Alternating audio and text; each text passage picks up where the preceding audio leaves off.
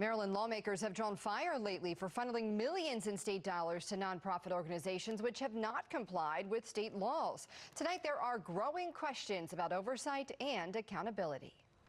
Jeff Abel has been digging into the laws governing nonprofits and is live tonight with an explanation. Jeff. Well, we are getting a much clearer picture tonight of why many nonprofits appear to be escaping many tighter controls in this state, and why many lawmakers appear to be looking the other way. For those who struggle to earn a profit in this state, the laws are tight and the taxes are steep. But in Maryland's nonprofit community, the climate seems far less taxing. Can you remember the last time a nonprofit bill passed in Maryland?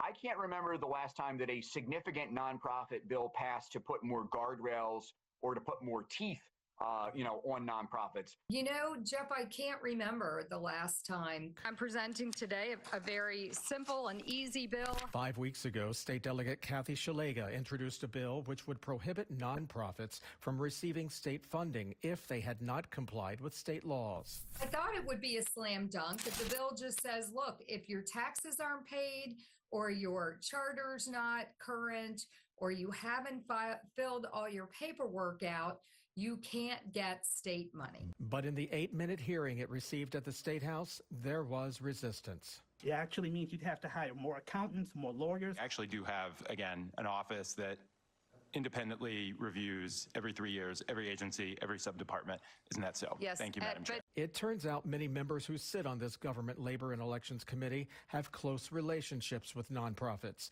The chairwoman works on a council which represents nonprofit labor unions. Another delegate is the executive director of a nonprofit in Frederick.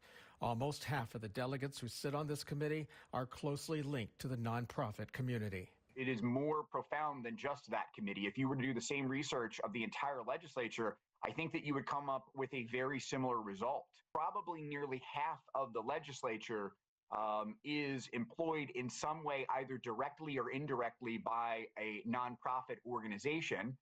So in that case, it's somewhat like the fox guarding the hen house there. If you're on the board of a nonprofit, you are compromised potentially because you are potentially voting in the interest of the nonprofit and not of citizens. Taxpayer advocate David Williams says lawmakers who are closely tied to nonprofits should recuse themselves from voting on nonprofits. 5 weeks after the hearing on Delegate Shalega's bill, the committee has yet to vote on it. When you see a piece of legislation that doesn't make it to a hearing, doesn't make it for a vote, there's a reason. Is the state legislators don't want it to come to a vote. I was a little bit surprised that it wouldn't just have passed immediately. The bill isn't the only nonprofit bill which has failed to move forward this session.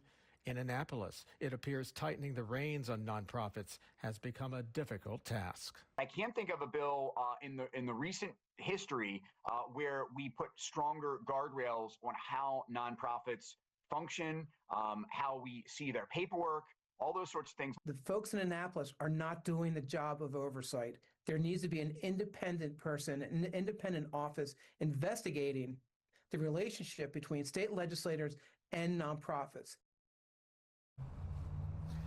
Well, Delegate Shalega is still hoping that that committee will cast a vote on her bill so it can move forward in the next 2 weeks. We're live. Jeff Abel, Fox 45 News. Hi, I'm Maxine Stryker. Thanks for watching. Don't forget to like this video and subscribe to our channel, and check out Fox Baltimore on social media to find more stories like this.